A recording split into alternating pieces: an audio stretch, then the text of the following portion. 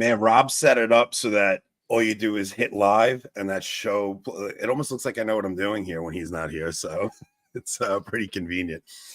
Welcome back, everybody. You guys get us 2 nights in a row. Patrick and I are just going to jump on. Patrick's been doing some interesting digging in his neck of the woods. So we figured we'd jump on and talk about that. Before we do that, everybody, please hit like and subscribe. I think 40% of the people that watch the show are not subscribed. And before we get into anything, I want everybody needs to go and subscribe to Patrick's YouTube channel. It's just the Patrick Coffin Show, right? Patrick Coffin Show. Yep. YouTube. Yeah. Cause you originally got booted. How many subs did you have before you got booted? I don't know, 70,000, something like that. Holy cow. What a hit, man. That is, and you got booted during 2020, right? 2022. No, excuse me. 2021 was the second Truth Over Fear Summit that I helped organize. And it was 40 speakers. It was platformed by a company I can't name because it went into litigation, and we prevailed. And Bobby Kennedy Jr., Dr. Peter McCullough, Dr. Ryan Cole, Dr. Peter Bregan, Holocaust survivor Vera Sharav, German attorney Rainer Fulmek, all the people around the world fighting against the beer bug tyranny, and including Dr. Scott Jensen, who at the time was running for the governor of Minnesota. It'd be very different if Tim Walz had not been the prevailing winner there. But Dr. Scott Jensen is a medical doctor, and he was mid-sentence 4 hours into our summit. In the middle of his talk, boom, 52,000 people watching all of a sudden had a black screen, and I had no way of communicating with them. So that would, honestly, Anthony, that was an upward bounce, because we redid the whole thing. We put the whole thing all over again, including some live speakers, exactly 7 days later. And what that meant was we were in competition for the Vatican's hopey, lifey, changey thing about selling the injections, featuring the noted virologist, Joe, what's his name? Joe, I don't remember these guys' names, but he's Joe Perry, the guitarist for Aerosmith, Hillary Clinton. He was at the Vatican, right? Yeah, correct. Now, that got me onto Steve Bannon's War Room 3 times that week, because people do, even if you disagree with me or disagree with what I was trying to communicate during that the era of the mask and the injection, adults don't like censorship. They don't like when other adults are interrupted. Like, why can't we just have the open marketplace of ideas and let people critically evaluate and come to their own conclusions? So that was great. It's like, you didn't get canceled for saying something stupid. You got canceled for taking a stand against something that was like, you were one. I remember that. Oh man, I remember that time period, being glued to some of the interviews you were doing. Like, that's why the first time I talked to you, it was so exciting. I'm like, this guy got me through that period in time, throughout that whole thing. But I remember when you got canceled, I remember subscribing to, because you used to have it where even on YouTube, it would start off where you could see the person, and then it would cut off to audio only. Yeah. And I was like, no, I gotta go. Because there's something funny. It's like, even though you still hear everything going on, you still want to, see the person. That was a great way to promote the paid subscription. It's one way to draw people inside to the greater slice of the pie, for sure. But yeah, I love hearing that, Anthony. Many people tell me that they managed to stay balanced and realize that they're not in a silo. There are other people around the world who had the same reaction to the tyranny that I did. And I don't know why that I did. I mean, I don't have the courage gene necessarily, and I'm not super high IQ.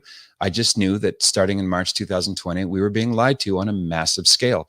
And that insight never wavered, and now it's all coming out in the water. Even Fauci is admitting that the 6-foot thing he just made up. This is a good question. Did you lose all of, like, was that the only place you had everything backed up, or were you going to multiple places at that time? They have been recovered. Now they're in Vimeo somewhere, sitting parked, and we're slowly rolling them out so that members of the True North community, which is the kind of a streamlined, souped up version of Coffin Nation. So they do exist. I'm just trying to go at them bit by bit with my team. Yeah. So they didn't go into the ether. And did you ever read, okay, episode title topic is sort of adjacent to the book Chaos by Tim O'Neill. Have you read or are you familiar? Absolutely insane, but I've never even heard of it. Have you? Yeah, Tom O'Neill. I have questions. Any book by or about the CIA always has a little asterisk next to it in my mind. I know the premise. It's the MK Ultra program in the 1960s, and it's through the lens of Charles Manson, who Mr. O'Neill is alleging was an MK Ultra asset for the government. Okay, now I know who this guy is. Okay. Yeah. He's done a lot of long form interviews. I think Candace Owens has talked about him. Joe Rogan had him interviewed. I'm not saying it's all lies, but I'm not sure if our 3-letter alphabet government agencies will permit too much of an expose to be consumed by the public. That's okay, so we do have our episode title, but there's a few things that especially talking about that's going to lead into. Do you want to pitch our Italy thing real quick before we get into anything? Yeah, sure. Yeah, there's plenty of room on our bus. December is an interesting time because on the one hand, it's Christmas and people seem distracted. On the other hand, it's an excellent gift idea for Christmas. Italy and Christmas, the winters are not severe there. There will be no lineups of these amazing shrines. We're going to see 3 Eucharistic miracles with our own eyes. And I know that you know this from debating online with Protestants, Anthony. They don't know what they don't know. And they need introduction to things like the miracle of Lanciano, which have been scientifically evaluated from every which way, but loose for many, many years. And it points to that only in the Catholic Church do you have these Eucharistic miracles. And this is the source and sum of it, of our whole faith. So we're going to see 3 of those. There's room. If you call Allie, maybe you can put the number up, or folks can go. Yeah, it's okay. Yeah, if you go to, I'm at Coffin Media on Twitter. I've got the main number. Yeah, there you go. Allie.ontheway.gmail.com. So Christmas it's all. Sorry, go ahead. Listeners, if you want to call Allie, her phone number is 775-340-6047. Yep. Can't wait. Italy's so beautiful. You want I want footage of your face walking into St. Peter's Church. Well, that's all I want. What's turning out to be interesting is it's a smaller group, right? Mm-hmm. We're going no matter what. So if anybody does come, it's going to be a very intimate thing. And I'm looking forward to making lifelong friends on this trip. Like, I imagine we're going to make lifelong friends on this trip. It's going to be a smaller thing, which, because we're going during Advent, it's not, the biggest sell. People do have a lot going on, but I think it's going to be an amazing trip. I can't wait for it. Our pilgrimage to Fatima and Portugal, the other parts of southern Portugal, and then most of France, starting in Lisieux all the way down to Lourdes with Bishop Strickland. We have a WhatsApp group, and every day our members still go back and forth. So the lifelong friendships some PR marketing thing. It is a thing, and I make sure we emphasize that we don't run tours. If you want to tour, there are many people do it way better than me. If you want to stay in the Ritz-Carlton, this is not for you. But we don't stay in youth hostels. We're probably 3.5-star accommodations. The food is delicious. Everything's safe, secure, comfortable. And the smaller the group, the more intimate the setting. Yeah. I'll never do large scale, like diocesan wide things. Sometimes the LA Archdiocese would send 3 buses to the Holy Land. Bzz, no thanks. I don't want to be a number. I don't want to relate to numbers. So small and comfy is great. So if anybody's interested in going, check us out. You can go to mine or Patrick's Twitter profile, and you'll find the info there. This is an interesting one. Please get Gavin McInnes on the show. He'd be amazing with Anthony and Patrick. So Patrick has had Gavin on, one of my favorite interviews of Gavin. I'm very good friends with Gavin's producer, Ryan Katsu Rivera. He goes to my parish. Him and I consider him a really good friend. So that is a possibility. I also would love to interview Anthony Cumia, who's a Long Island radio legend and part of the reason I do this. So those are interesting. Okay, so back to CIA stuff. Yep. Because the weather thing happening right now, to me, is one of the most amazing psyops ever, because if they're capable of actually manipulating the weather, then anybody who talks about it is a complete lunatic. But if they're not actually doing it, they've put out just enough misinformation to make people think they're capable of it and sound like lunatics everywhere they go. Mhm. And I don't know, because of what I have witnessed over the past few years, I don't know what to believe. It seems insane to me that the climate change thing that they've pushed for so long, all of a sudden in 2024 comes to fruition, and it's like one after another and hammering places that aren't typically hammered. What do you think about weather manipulation? I think it's a thing. The U.S. government has had the technology to at least to steer hurricanes for decades. The first patent for, I'm going to use the word, are we subject to YouTube leashes? Yeah, you know what? That's actually, we have to skirt around this. Okay, so imagine aerosol chemicals emerging from a canister beneath an aircraft's wing. Yeah. Okay. The first patent for that device was obtained in 1926. This is a well-known thing. It's called cloud seeding. And this has to do with the original intention for manipulating weather was good. It was to hire rainmakers to help with crop loss and droughts. So there's nothing inherently wrong with trying to give yourself a bit of a good odds against the house, so to speak, the house of Mother Nature. But the coincidences keep piling up, Anthony. And here's a rabbit hole for you. Look up lithium deposit mega wealth in North Carolina. Oh yeah, I saw that they had to shut the mine down, right?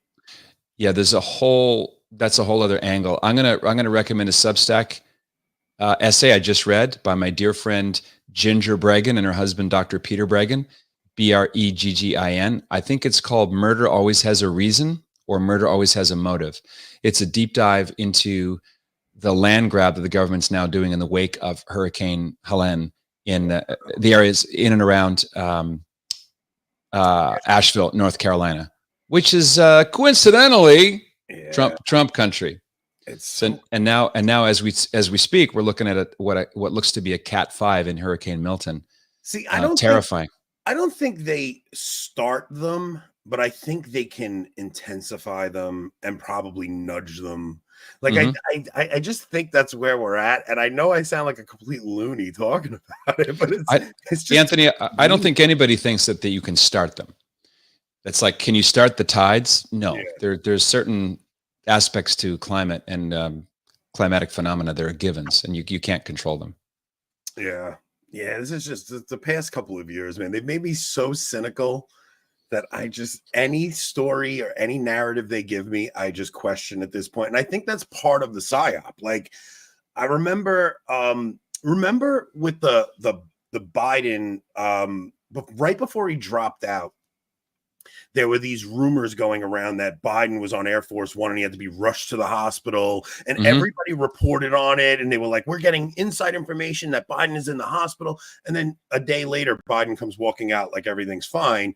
Yep. And I think part of that was they were feeding people information to sources that you and I would typically listen to. So it's like Charlie Kirk is reporting on it, and typical right-wing sources. You didn't hear any left sources reporting it. So then when Biden comes walking out like nothing's wrong, it makes you question even the sources you're supposedly trusting because they're not liberal media. Like, I just think everything is a freaking psyop at this point.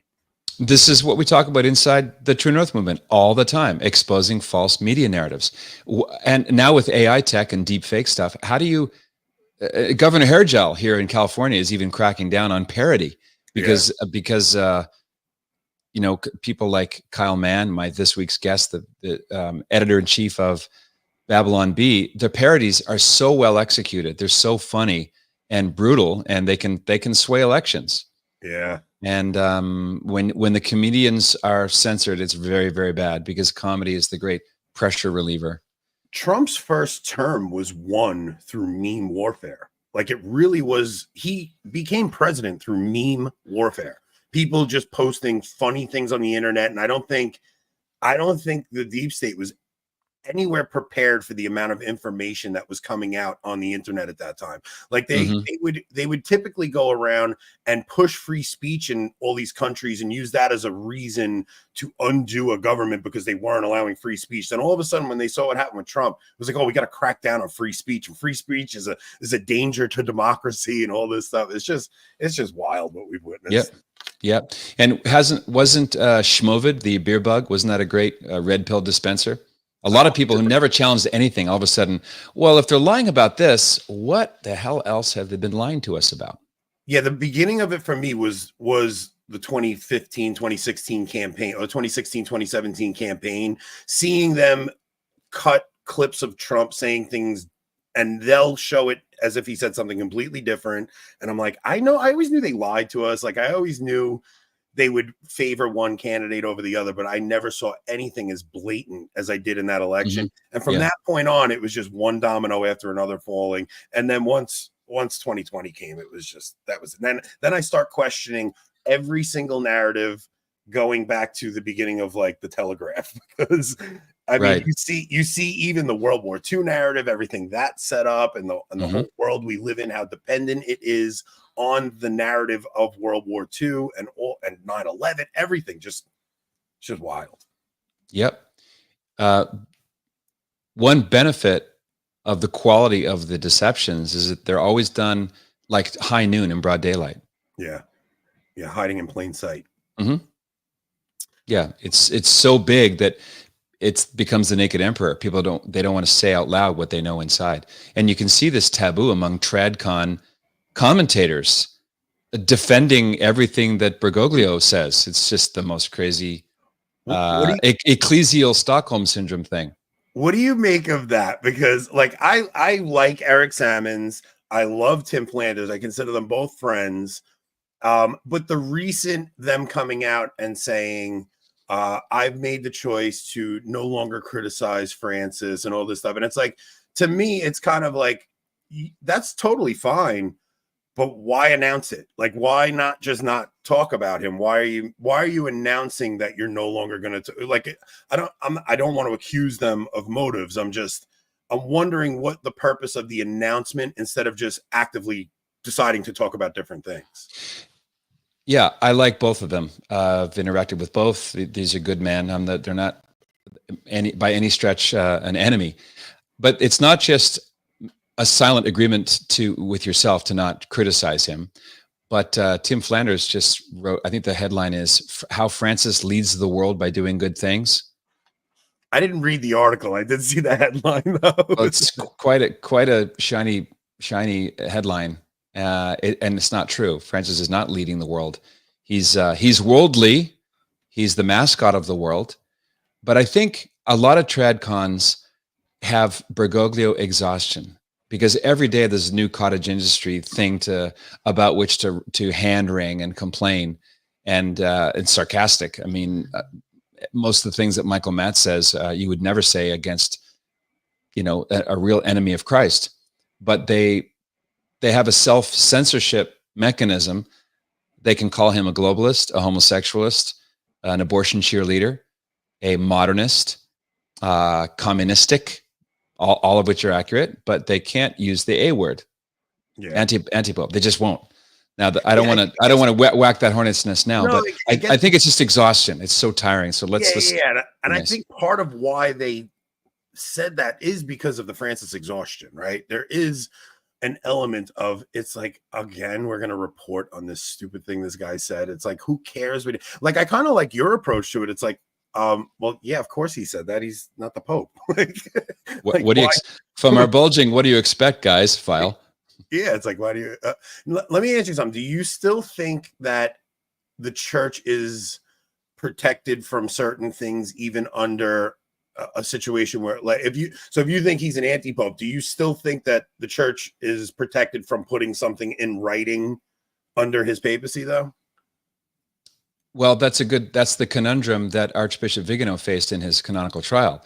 I can say this out of church because he didn't reply, but I urged him to show up at his trial, even though it was sham, even though it was a foregone conclusion, because it's very important to have your enemies commit to writing what they're charging you with. This happened with St. Edmund Campion, Thomas More, Joan of Arc, St. Cecilia. They all showed up. St. Peter, St. Paul, our Lord, all their trials were illegal. But because they participated in them, we have this public record. Yeah. The Archbishop's not the only one who's been targeted for canonical censure. But so the conundrum is, if he's not the valid Pope, everything that has been uttered and written and done since February 29th, 2013 is null and void. So infallibility, the gift of infallibility as understood by the Catholic Church, is not a positive protection that everything that is said is true in matters of faith and morals. It's that errors are prevented. Yeah. So here's a really good analogy for folks. Let's say that a pope is infallible not only in faith and morals, but in mathematics. And the pope who's infallible in mathematics is given a 100-question quiz. What's the least amount of errors he could get out of 100? The least number. He can't get any if he's infallible, right? Well, the answer is he could get 100% wrong if he doesn't answer any of them. So he's prevented from putting a wrong answer down. Okay. That's it. So it's a negative protection. I gotcha. Okay. It doesn't mean that popes speak up when they should. It doesn't mean that when popes speak up, they phrase it properly. Popes have made terrible prudential blunders, but the Holy Spirit is always working this out. So yeah, of course, I don't have perfect peace. That only comes in heaven, but I don't hand wring. I don't have the anxiety. I realized the brightest red pill for me was Amoris Laetitia and the loophole for civilly divorced and remarried Catholics who did not have an annulment being able to receive Holy Communion.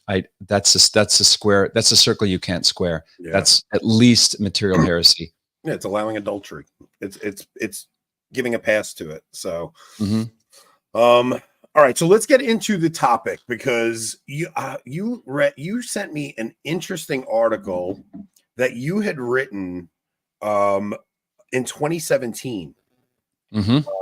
And it was basically comparing how Hollywood kind of had this parallel church going. Yeah. I got to see if I could send that to the thing so I could bring it up. Hang on. Yeah, this is the double standard of HollyChurch. I make an analogy between the hierarchy of the church and the hierarchy of Hollywood. And there are some parallels. This makes Catholics uncomfortable because it makes it seem like you're being insulting to the church. But I think we have to look at our own sinfulness and the corruption that does exist, frankly. So there are some parallels. Let me ask you something. Because you've been digging into the Diddy thing, right? Like I think you did an episode on it the other day. What do you think is actually going on with this? Do you think that there's any actual scenario where this man is being held to account because the government decided finally we're going to put our foot down and charge this man? Like, what do you think is actually going on with this? It has not emerged yet what triggered his arrest and indictment. The fact that a judge twice denied him bail says that they're serious. And the Southern District of New York, the public defender there, the U.S. attorney there, Damian Williams, very, very meticulous. Unless every T is crossed and every I dotted, they would not have done that in 3 different residences, Beverly Hills, New York, and Miami. It's 3 almost simultaneous raids. What got my attention was there were military Hummers there. Why is Homeland Security involved in this? Why not LAPD, local sheriff? So he's obviously a high value target, maybe a 3-letter government asset. Maybe he's in some way connected to the word that rhymes with schmossad. Yeah. Hard to know. But the idea of inducing people through drugs and having them participate in acts that are ordinarily suitable for the generation of new children. See what I'm doing with that provides a magnificent fodder for blackmail and extortion and controlling people. And the Sean Combs case is not just about rap culture. It implies artists from across the spectrum, from popular music to politics to professional athletes. Expect names who will be kind of shocking to be wrapped up in these tapes, in these freak-off parties. Do you think they'll actually release the names though? Yes, they will. One attorney I'm trying to get on my show, his name's Tony Busby. He's an attorney in Houston, former Marine. He has 120 cases, plaintiffs against Combs after getting 3,100 phone calls. Now, is 100% of those calls, are they all legitimate plaintiffs? Maybe not. But his office went through the vetting procedure and they found 120, the youngest of which is a 9-year-old boy, by the way, disgustingly enough. So I think he said that he's going to be releasing names, but they're I think wisely doing it drip by drip procedure. Do you think he will be Epsteined? There's a greater than 50% chance, yes, he will be, because powerful people are on those tapes and they do not want exposure. Somebody's super chatting and they're asking, would you ever interview Nick Fuentes? Yeah, I'd interview Nick Fuentes. Yeah, I would too. Absolutely. I actually tried to get Nick on. I couldn't get him. But I mean, he's not easy to get, you know? I get it. Yeah. I've seen him and E. Michael Jones have interacted a lot, you know? Like Okay. yeah, whatever. We'll talk about that another time. But so the thing that interests me is like something like we saw Cardinal Coco Palmieri had that a similar freak off in Rome that got broken up by the police, right? Like I'm glad you raised that. yeah, Before the Catholic pearl clutchers get too outraged, look up Coco Palmerio and his drug-fueled gay orgy in the offices of the Congregation for the Doctrine of the Faith. yeah. Yeah. What's the difference, except for the more ornate surroundings? Tell me the difference between that and a Diddy freak-off, except that there were females at the Diddy freak-off. Yeah.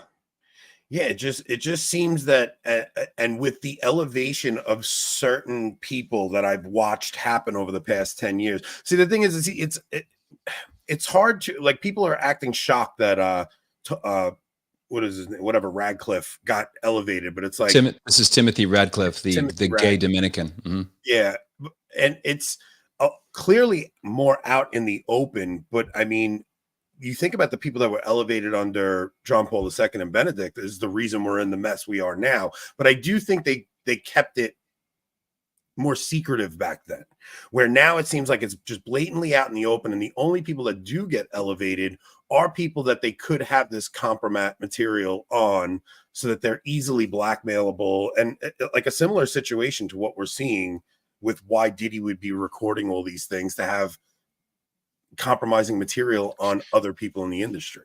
And I think it's slightly different. I think it's more likely that someone who's known to be orthodox would be manipulable through blackmail. If they have something on someone who's otherwise a stalwart conservative, they can keep that person in silent mode and let that person go, let all kinds of things happen under their watch. Someone like Timothy Radcliffe, what are you going to do? Accuse him of hypocrisy? Yeah. It's like the left don't have hypocrisy because you need standards. So yeah. I think the more heterodox, liberal, and progressive you are, the least vulnerable you are to blackmail.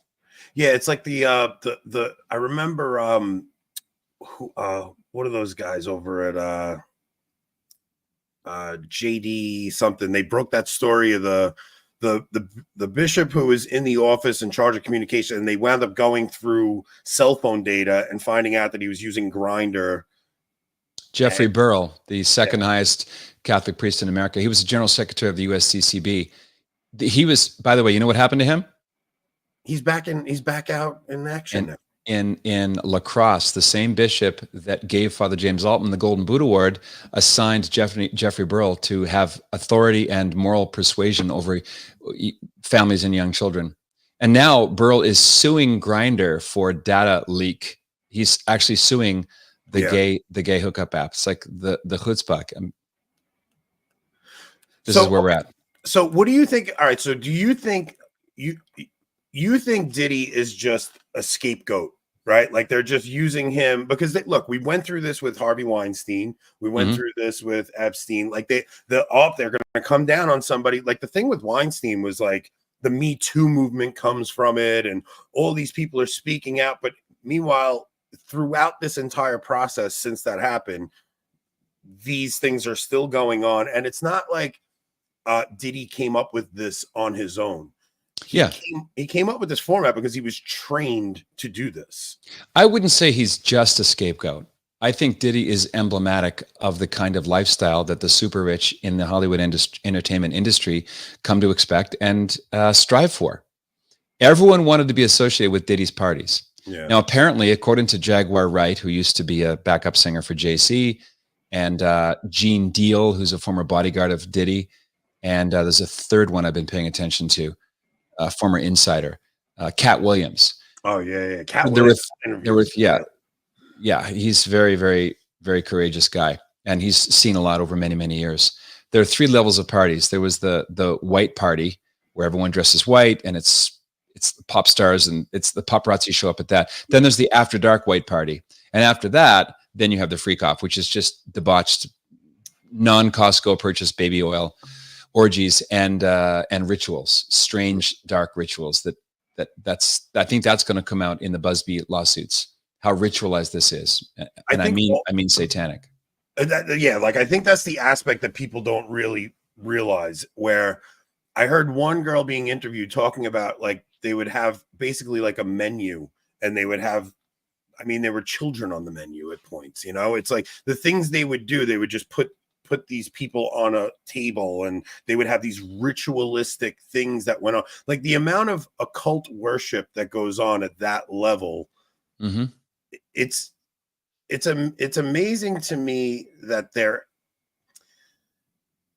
able to keep it hidden. Like little things like this will come out, and all of a sudden it'll be like a revealing. But this is what goes on at the high levels of the elite. They're all doing these occult ritualistic things. Mm-hmm. Yeah, and Sean Combs was in free fall. He was still having freak off parties after the date that we know he knew he was being investigated. He was under surveillance. He still did it. After a while, you just feel so unreachable, untouchable, and you're above the law. Do you think it was that, or do you think so when you get so overtaken by your sin that you just can't say no to it? Like, I don't know. Like, it's probably a combination of thinking, they ain't coming for me, I got too much, like, because he probably was an informant. He probably was helping the feds on some level. There's been plenty of accusations of that. But the other aspect is just him being so given over to this sin that it's just addiction to the point of not being able to say no to it. Yeah, I think so. The Bible says he who sins becomes the slave of sin, and the slave has no place in the home, only the son. So yeah, there's that compulsion that you can't, your will against it is snapped at that point because of sin. And so I think they're using Diddy as a collective scapegoat. They can assign all the pool of that sin in Hollywood, and they can just cast it on one man and say, my gosh, let's expel the evildoer, burn the witch, to absolve themselves of A, they went to some of the parties, and God knows what else they did, and B, knowing that Diddy's just one among many who holds parties like that and holds that lifestyle. So we're wrong to think of him as the chief evildoer any more than Harvey Weinstein was the only owner of a casting couch. This goes back to the beginning of Hollywood, back in the aughts and 20s of last century. I want to pull up your article. Let me see if I can get it. Let's see. So you wrote, this article was on the Catholic World Report, right? Correct. November 2017. Okay, hold on. I'm loading it now, and then I have to share my screen. You guys are going to have to bear with me a little bit here. I can sing the Jeopardy time is passing. I think I got it. It's just going to be a matter of loading. Let's see. I make a prediction or two that turned out to be not true. I was a little more hopeful than reality agreed with about what this would mean for reform. There doesn't seem to be much reform after the Dallas Chart of 2002, and there doesn't seem to be any reform of Hollywood after the Me Too / Weinstein moment. Okay, either. I got this. Look at this. Oh, look at you. Okay, so Rob who? Yeah, he doesn't realize. Once he teaches me something, I'm just looking for ways to get rid of him now. Let me see if I can make this a little bigger. Let's see. And now can I Okay, let's see. Okay, let's go through this. Okay, you want to read it, Patrick? Because you wrote it. You can read it in your voice. Do you? I'll keep bringing it up as you go. Yeah, sure. I don't remember how long it is. Here's a little thought experiment. Imagine the industry known in shorthand as Hollywood as a kind of parallel Catholic church. Call it the first HollyChurch of Bel Air. This is an analogy, not a simile. In HollyChurch, the studio heads and producers are the bishops. The directors are the priests, and the celebrity actors are the deacons. The HollyChurch bishops have the power to hire or fire the priests and deacons. The trouble is, firing rarely happens, only more hiring, unless there's a huge PR nightmare. Enter Harvey Cardinal Weinstein, whose bishopric comes with special honors. His infamous has led a double life. A public life, public as the outsider perception of him and his accomplishments, and a private one, the one in which he sexually harassed and, if allegations are true, raped at least one of his deacons. In the wake of Weinstein's fall, a spate of HollyChurch priests have also been accused of similar behavior, both homosexual and heterosexual. For example, there's the Reverend Fathers Roman Polanski, Brian Singer, Brett Ratner, and James Toback. A growing list of deacons of HollyChurch have also been credibly accused, including deacons Kevin Spacey, Ben Affleck, Bill Cosby, Dustin Hoffman, Charlie Sheen, and Louis C.K. There are plenty more in the wings. One deacon, Corey Feldman, says he was a victim of serial abuse by unnamed HollyChurch prelates years ago, and recently opined that, quote, schmedophilia has been, is, and always will be the biggest problem there, unquote. Feldman has further vowed to take a wrecking ball to the schmedophile ring, he says, infests the place to this day. As convenient to the point here, as convenient as it is to scapegoat the cardinal, this is a reference to Weinstein, the fact remains that molesting moguls are nothing new in the Fame Factory, which has a very poor track record when it comes to respecting minors. Start that list with Judy Garland's own account of indignities suffered at the wandering hands of Louis B. Mayer, and the fact that she and her co-star Mickey Rooney were given uppers and then downers to make the Dickensian shooting schedules. Thus was born the phenomena of the millionaire child slave. There's even an implied casting couch scene involving the fictional Bishop Max Fabian in the 1950 Academy Award-winning movie All About Eve. Great movie, by the way. Pay attention to the scene involving the deaconess Marilyn Monroe. That was her first speaking role. With the lid blown off the story, we get the spectacle of dozens of high-level HollyChurch clergy who stayed mute for years about Weinstein, now enthused about joining the scapegoating posse. If they don't drive him into the desert to expiate their own sins of omission, who will? A more potent mix of schadenfreude, chutzpah, and cowardice is hard to find. Some, like former LA County DA Steve Cooley, have pointed out the similarities between HollyChurch and the Catholic Church.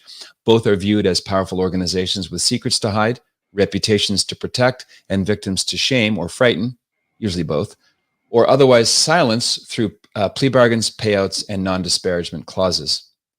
These similarities don't make most practicing Catholics wince because of anti-Catholic bigotry, but because of how they hew uncomfortably close to the truth.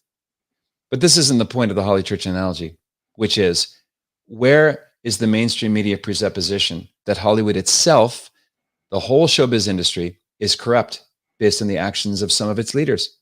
When Catholics behave badly, they're invariably cast as part of an institution that's evil in itself, while showbiz perpetrators are depicted as philandering rogues independent from the system that gave them both positions of power and cover from consequences. Could it be, just maybe, that the difference here is that the mainstream media oligarchs and the prelates of HollyChurch are fellow travelers who sing off the same sheet music and work for the same cultural ends? If we must admit the unflattering similarities, we must also admit that despite the media's skewed impression, bad priests are a very rare exception to the rule in the Catholic Church. The John Jay report of 2002, corroborating other studies, found that the total percentage of priests convicted between 1950 and 2002 is 0.1%, against a total accusation rate of only 4%. By the way, this is in no way to excuse whatever things really happened. I want to emphasize that. This is not, see, the numbers are small, everything's Skittles and beer. Not true. 0 is too many. Compare this to public schools. In their survey on 2,064 students in 8th through 11th grade in 2000, the American Association of University Women reported that a full 38% of students reported they were harassed by teachers or school employees. Another difference, the sins of HollyChurch are framed by the media mavens more as gossipy feminist narrative about male power than as serious crimes. The double standard should be self-evident to a reasonable observer. The clincher is that every practicing Catholic abhors what a mercifully tiny minority of clerical predators did. But what does the HollyChurch establishment do whenever Roman Polanski gets an award or gives a speech? They leap to their feet with thunderous ovations. The media exposure of the abuse scandals in the Archdiocese of Boston rocked the Catholic Church from the pew to the papacy. The late Father Richard John Newhouse called it the Long Lent of 2002. This exposure, led by the Boston Globe, had very good effects, including the establishment of salient, if far from perfect, reforms under Pope Benedict XVI. So anyway, there it is. Yeah, so that basically gets to the heart of it. Now you wrote this in 2017. Yeah. Do you still see, man, because if you remember in 2002, all of us jumped to defend the priest, the good priest, right? Like we all did. It was like we all jumped to defend the good priest. Now I'm looking at that in retrospect, and after 10 years under Francis, like I always thought when that article first came out, when the Spotlight articles came out, like we thought the Boston Globe was the villain at that time. But in retrospect, it was probably the greatest thing that ever happened, right? Now what did they do? They marched out McCarrick, the freaking the predator in chief. They march out to put in the accords that we're gonna put this to an end, and him too doing the same thing they did with Weinstein, where it was like the Me Too movement comes out and it's like, we're gonna put an end to this, and this is still all going on behind the scenes. The same thing happens with McCarrick. They march him out, he puts up this big front like, oh, we're gonna take care of this and we're gonna get it under control, and meanwhile he's still doing it all behind the scenes. Like, how does any of this get fixed? Well, if we don't have a Soviet satellite incident or an asteroid, maybe our Lord can come back. I'm not doing much on Tuesday. I think conversion to Jesus Christ is the only answer, and making him the Lord of everything, Lord of your sexuality, Lord of your finances, Lord of the church, Lord of everything. If he's not the Lord of everything, he's the Lord of nothing. Yeah. And this was the largest scale scandal.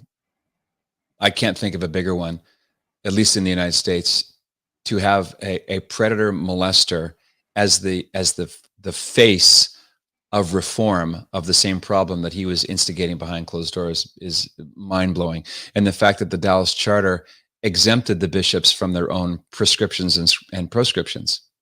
They also made a move to make parishes individual corporations so that dioceses couldn't get attacked if something were to happen. So they couldn't drain diocesan funds.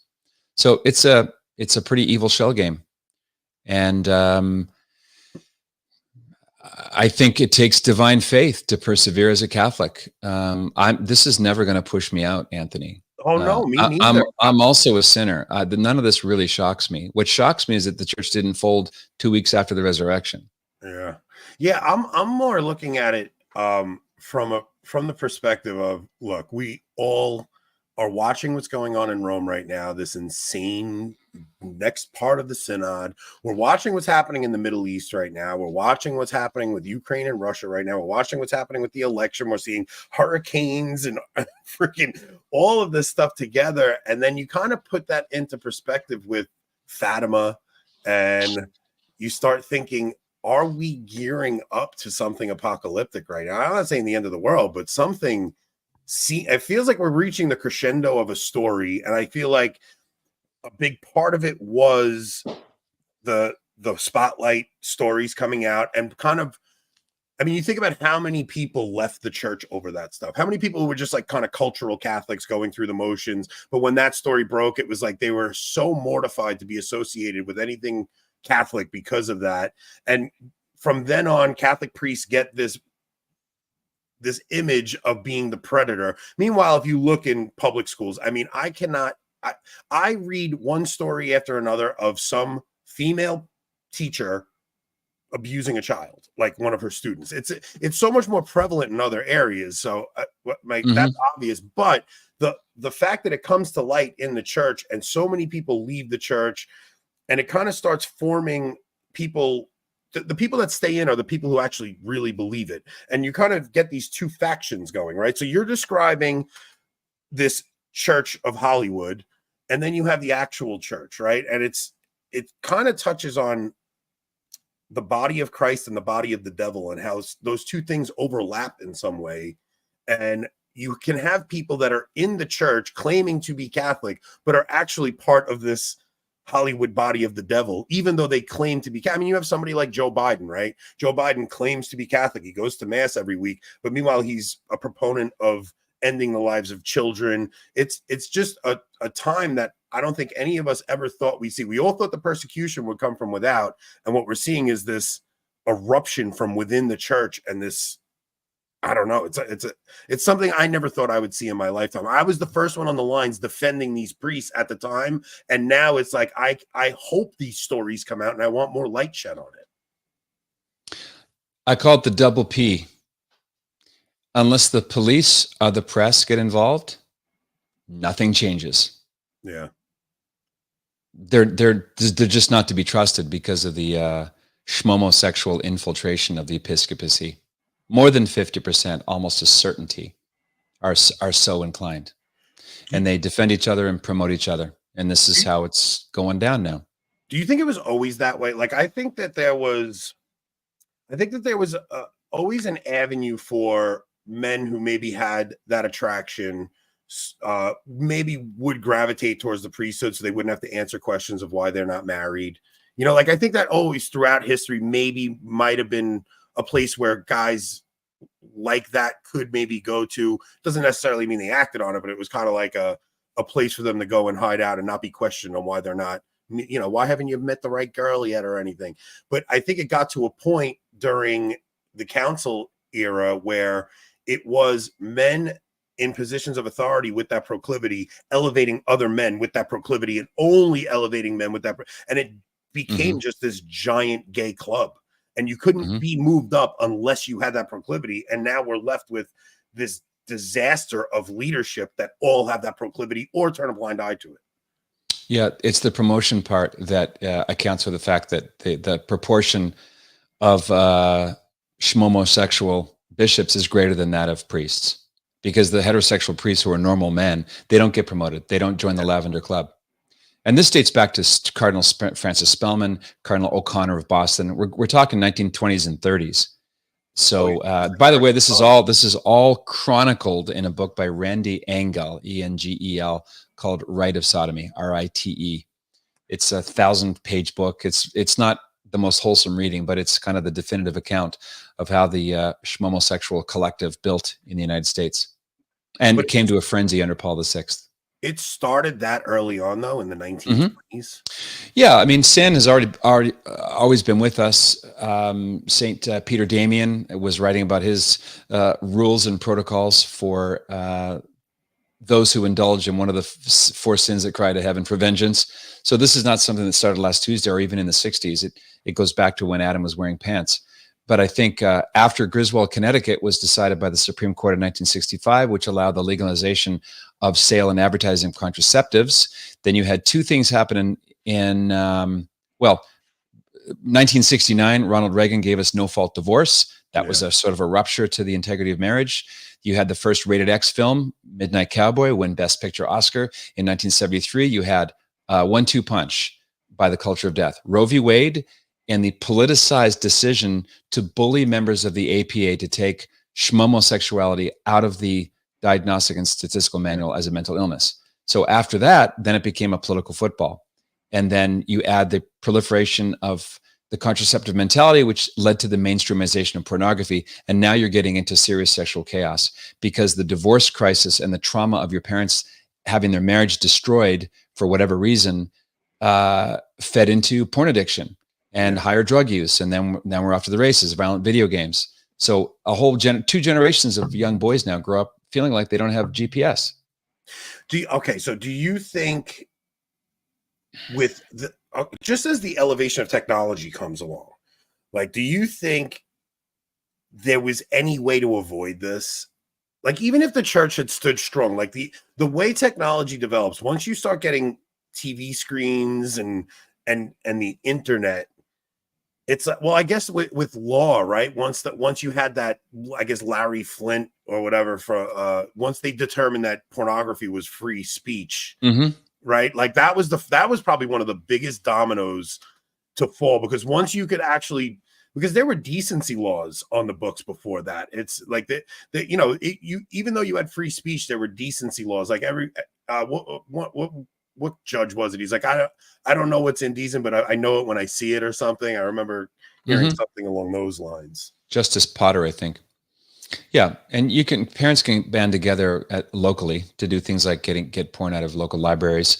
There are some more localized bylaws that are more effective than doing something macro, because it's about how your children are actually affected. One good metric of how we got here is the history of mass murders on school property. Lieutenant Colonel Dave Grossman has written the definitive account. He doesn't call them school shootings because that feeds anti-Second Amendment. A lot of them, some of them are not guns; they're machetes or vehicles. But the very first one in history wasn't until 1986 in Brampton, Ontario, and he defines an incident as the perpetrator has to be under 18 and the victims have to be on school property.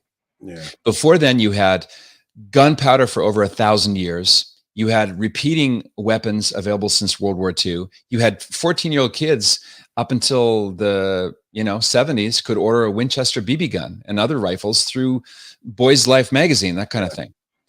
But it was violent video games and the invention of the VCR that brought porn into homes in the mid 80s, and then we're off to the races.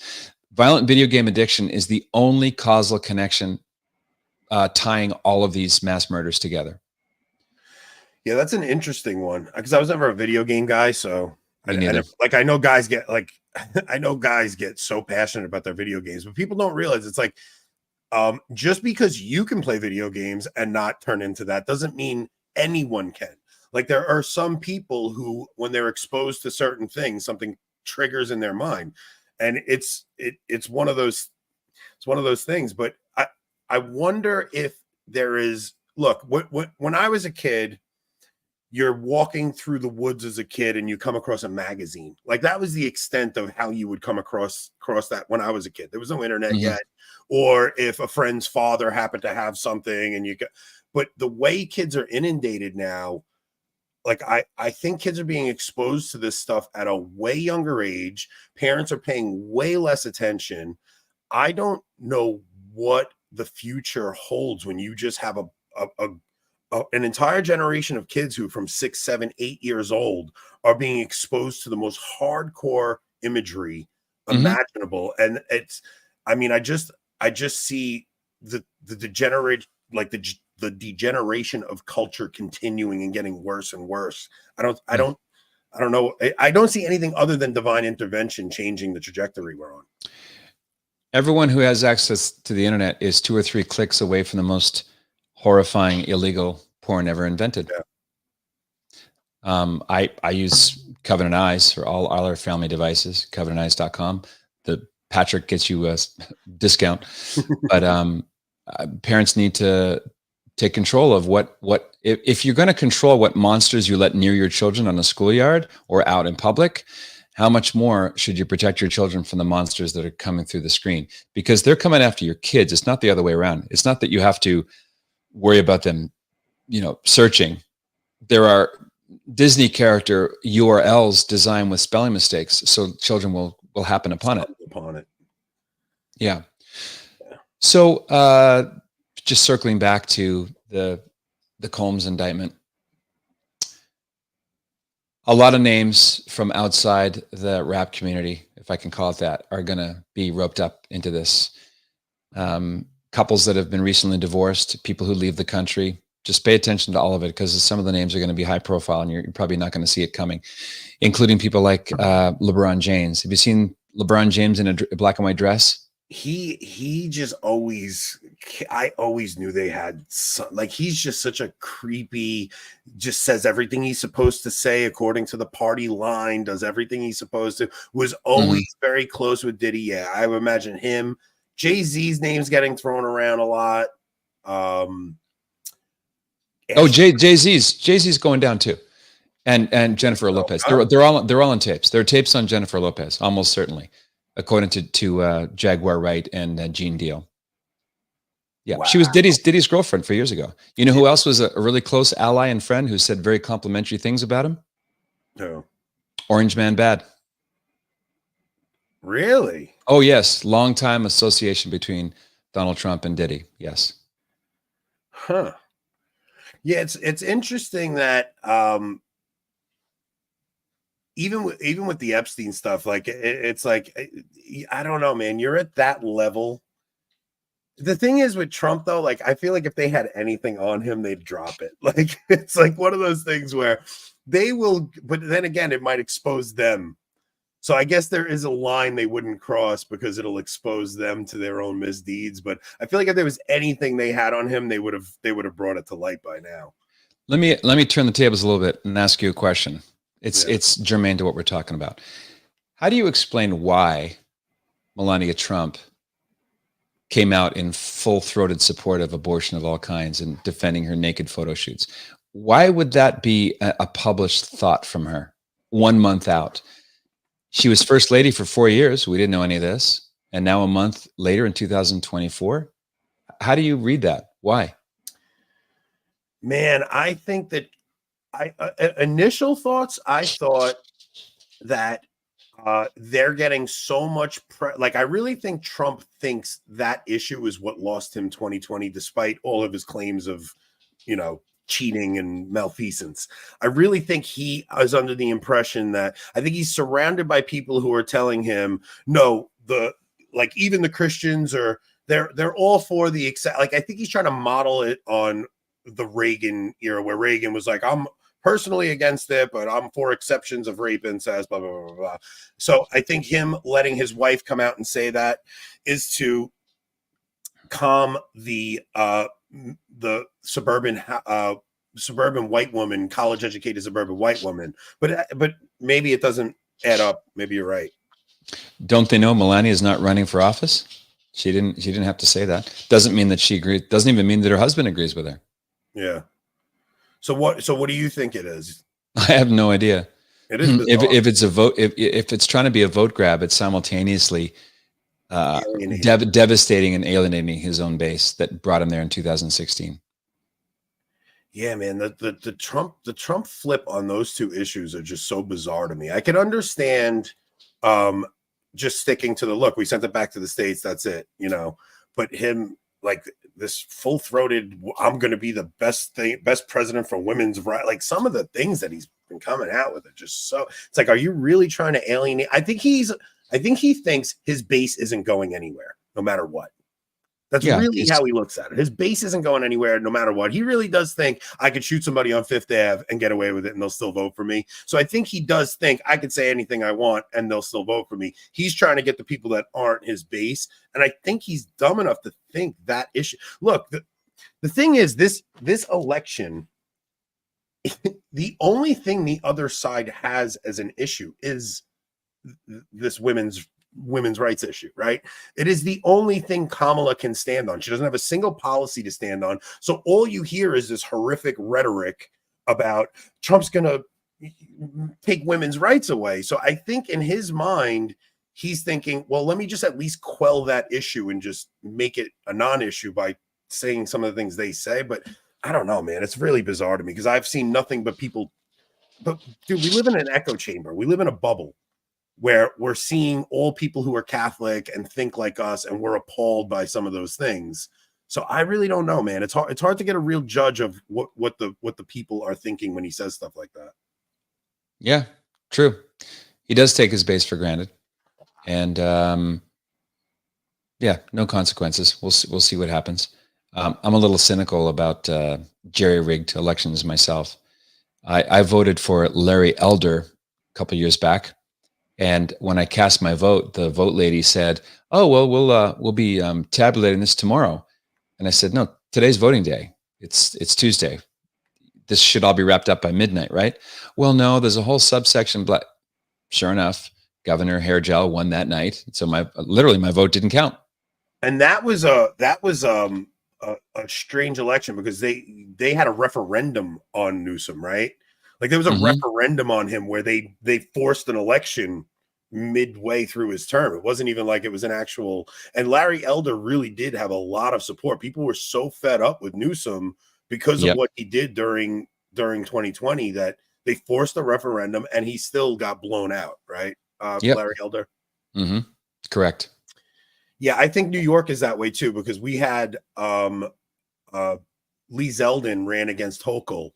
And if you look at the way the voting went, Lee Zeldin took every freaking county other than New York City, and she takes it, you know. So if you actually look at like who became congressman, like New York sent a bunch of Republican congressmen to DC because Lee Zeldin had so many down the ticket votes for Republicans that New York actually went conservative. I just think these big states are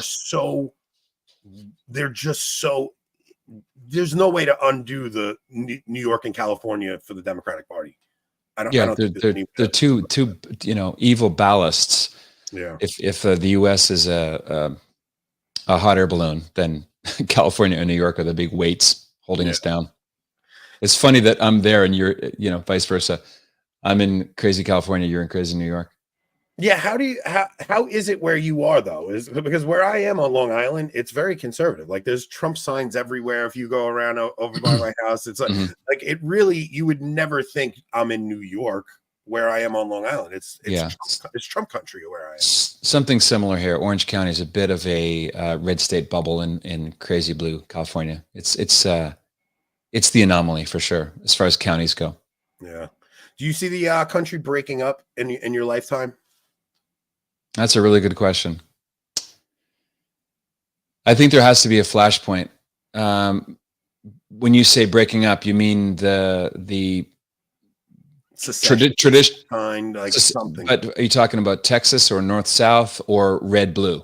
Just the breaking of the union in some fashion in your lifetime. Like I don't think this project continues without some extreme level of force from the federal government, because I think, especially after this election, depending on which way it goes. But ironically, I think if Trump wins, you have more of a chance of secession from places like California than you would if Kamala wins, Texas leaving because of that. I think there's pro con and debit credit on both sides. I really don't know. Every time I dust off my crystal ball, I ended up being wrong. So I don't know, but there is a precedent. We have been more divided in the past. 600,000 Americans killed each other during the Civil War. So from that point of view, we've already had our nadir, our low point. I don't know if there's an issue that is emotionally engaging and fiery as slavery. You'd think abortion isn't it? Yeah, you would think. Right. So yes, I should write a book called "You'd Think," right? Yeah, because if we actually believe what we claim it, like if we actually believe what we know it is, which we do, right? It should be one of those issues that are actually more evil than slavery. Mm-hmm. So it should be, but there's just not enough will to it because people are so comfortable. But I do think that we are at a point where people are so divided. I don't think a civil war would look anything like it did the first time, where you had the Mason-Dixon line dividing North and South and you're fighting North against South. I think it would be more like insurgency, and then you'd have governments like Russia and China feeding information and maybe weaponry, and just letting us eat ourselves from the inside instead of us facing a foreign enemy. I think it would be a county by county balkanized civil war, not large land masses fighting, but door by door differences. Yeah, man, it's a pretty interesting. I mean, look, I think we're going to find a lot out this November. So everybody, let's get your popcorn ready, because I think things are going to start getting wild the closer we get to election day. But if you would like a little respite from the craziness that is America season 2024. We are going to Italy in December. So if you guys would like to join us, if anybody would care to, we are going to Italy in December, Advent. We're going to see some of the most beautiful sites in Italy. We're going to Rome, Assisi.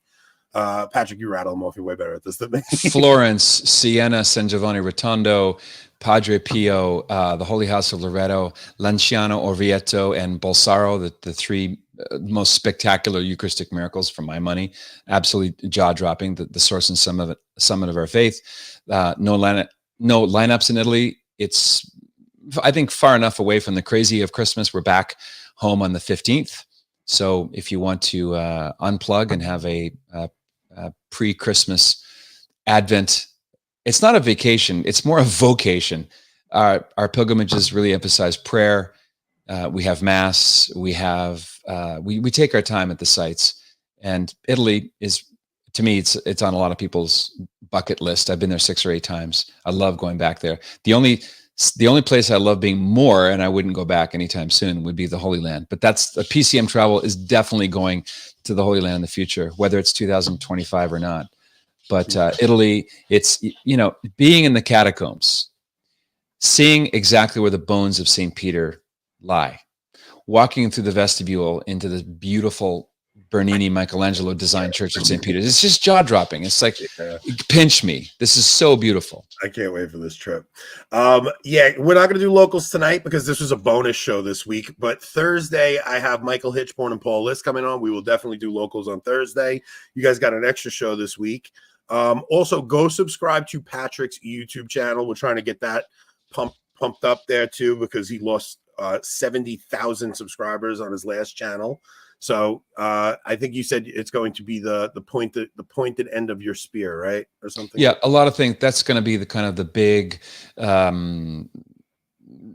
entrance lane onto the Patrick Coffin Media superhighway, and the hub is patrickcoffin.media. That's where the True North community lives. That's where my blog is. That's where information where you can donate. A lot of people love interacting with me and fellow members. Other people, just out of the goodness of their hearts, want to donate. There's a donate tab there when you go to patrickcoffin.media.